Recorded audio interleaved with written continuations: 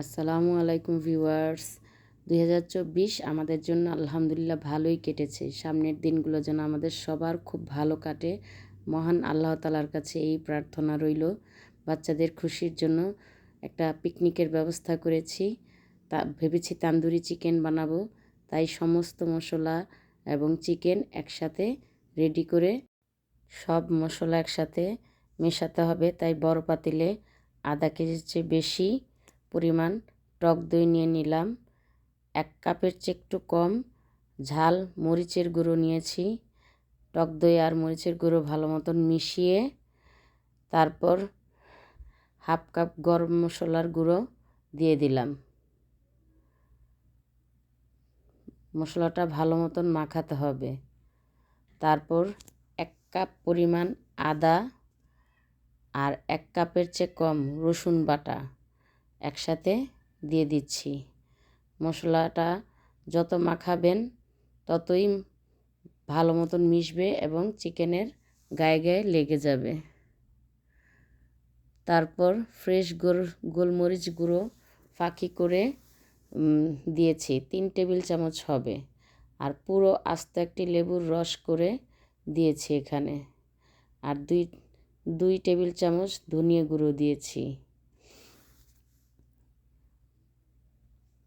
বারবার মশলাগুলোকে মাখাতে হবে যেন একটা আরেকটার সাথে ভালো মতন মিশে যায়। সবচেয়ে জরুরি লবণ, পরিমাণ মতন লবণটা অ্যাড করে দিলাম। এখন পেঁয়াজ বেরেস্তা ভেঙে ভেঙে দিচ্ছি। এই ক্ষেত্রে এই তান্দুরি চিকেন বানানোর ক্ষেত্রে কখনো কাঁচা পেঁয়াজ ব্যবহার করা যাবে না, টেস্ট হয় না। পেঁয়াজ বেরেস্তা করে দিলে তান্দুরি চিকেনের টেস্টটা অনেক বেড়ে যায় এবং খেতেও অন্যরকম লাগে। আর দেখার সৌন্দর্যের জন্য 2 চামচ পরিমাণ ফুড কালার অ্যাড করে দিচ্ছি। এটা রেড ফুড কালার ছিল। এটার কোনো সাইড এফেক্ট নেই, জাস্ট দেখার সৌন্দর্যের জন্য। তারপর 1 পা সরিষার তেল সাথে অ্যাড করে দিলাম। এখন মুরগিগুলোকে ভালো মতন মশলা দিয়ে মাখিয়ে নেব। এখানে 5টা মুরগি ছিল, এগুলোকে ভালো মতন রোস্টের সাইজ করে কেটে 4 টুকরো করে নিয়েছি। এখন মুরগিগুলোকে ভালো মতন মশলার সাথে মাখাতে হবে, একদম গায়ে গায়ে যেন লেগে যায়, প্রতিটা জায়গায় যেন মশলা পৌঁছায়। আর এটা 2 ঘন্টা পর্যন্ত রেখে দিয়ে ভাজতে হবে। কিন্তু আমরা এর আগের দিন রাত্রেবেলায় এটার মাখিয়ে ফ্রিজে রেখে দিয়েছিলাম। যত আগে মশলাগুলো মাখানো যায় তত মুরগির টেস্ট বেড়ে যায়। এই জন্য আমরা আগের দিনই মুরগি মশলা দিয়ে মেখে রেখেছিলাম। এখন ভাজার সময় হয়েছে, যার কারণে মশলা থেকে মুরগির মাংসগুলো আলাদা করছি। মশলা যতটুকু ছাড়ানো যায় ছাড়িয়ে মুরগিগুলোকে এক এক করে আলাদা করে নেব। এই মাংসগুলো ভাজার ক্ষেত্রে যতটা মশলা আলাদা করা যায় ততটাই ভালো, কারণ ভাজার সময় দেখা যায় কড়াইয়ের মধ্যে অনেক মশলা পুড়ে যায়। কিন্তু এছাড়া কোনো উপায়ও নেই, যতটুকু সম্ভব আলাদা করে নেবেন মশলাগুলো, কারণ মুরগি ভাজার পরে ওই মশলাটুকু আলাদা আমরা আবার জাল করে নিব। এখন মুরগি এক এক করে আমরা ভেজে নিচ্ছি। সব মুরগিগুলো সুন্দর করে ভাজতে হবে অল্প আঁচে। প্রথমে অল্প আঁচে ঢেকে মুরগিগুলোকে ভাজতে হবে, যেন মুরগিতে ঢেকে দিলে মুরগির মধ্যে পানি উঠবে, আর সেই পানি দিয়েই অ্যাকচুয়ালি মুরগিটা সিদ্ধ হয়ে যাবে।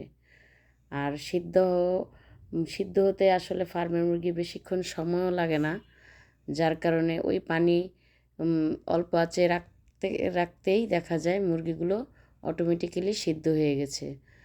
মোট কথা মুরগিগুলোকে খুব অল্প আঁচে আস্তে আস্তে করে ভেজে নিতে হবে, কারণ এ ভাজাই ফাইনালি ভাজা। আর এ ভাজার পরে আমরা আর মুরগিগুলোকে কোনো রান্না করব না, ডাইরেক্ট ওই মশলার সাথে মেশাবো। এজন্য ভালো করে আস্তে আস্তে করে পোড়া পোড়া করে সুন্দর একটা কালার যখন হয় তখন নামিয়ে ফেলতে হবে। এই মুরগির মাংসগুলো আমরা লাকড়ি চুলায় ভেজেছি, লাকড়ি চুলার ফ্লেভার অন্যরকম হয়, লাকড়ি চুলায় ভাজলে যে কোনো রান্নার ফ্লেভার অন্যরকম হয়। এজন্য লাকড়ি চুলায় মুরগির মাংসগুলো ভেজে নিয়েছি। আর অন্যদিকে গ্যাসের চুলায় মশলাগুলো জাল করে নিচ্ছি। এই যে মশলাগুলো জাল হচ্ছে, মুরগি থেকে মশলাগুলো ছাড়িয়ে নিয়েছিলাম। এগুলো অল্প একটু তেল দিয়ে, এই তান্দুরি চিকেনে অ্যাকচুয়ালি তেল বেশি লাগে না, অল্প পরিমাণে তেল হলেই হয়। ওই মাখার সময় যা তেল দেওয়া হয়েছে তার মধ্যে ভাজার মধ্যে সয়াবিন তেল দিয়েছি আমরা। তো এই তো ফাইনালি লুক, মুরগির মশলার উপরে মুরগিগুলো বিছিয়ে দেওয়া হয়েছে, দেখতে খুব সুন্দর দেখাচ্ছে। তান্দুরি চিকেন আসলে রেডি করার জন্য কিংবা তান্দুরি চিকেনের সেই ফ্লেভার আনার জন্য, স্মোকি ভাব আনার জন্য আমরা কয়লা দিয়ে স্টিম দিব। এজন্য একটা বাটির মধ্যে গরম কয়লা নিয়ে এসেছি। এখানে হাফ কাপ পরিমাণ ঘি দিয়ে দিব। সাথে সাথে ধোয়া ওঠা শুরু করে দিবে এবং সাথে সাথেই ঢেকে দিতে হবে। অন্তত 5 মিনিট ঢেকে রাখতে হবে। 5 মিনিট পর ঢাকনা খুলে দিলাম। এখন খাবার সার্ভ করার পালা। এই তো আমার প্লেট সাজিয়ে নিয়েছি। সত্যি তান্দুরি চিকেনটা খুব মজা ছিল এবং খুব ঝাল ঝাল হয়েছে। সব কিছুর জন্য আল্লাহর কাছে আলহামদুলিল্লাহ।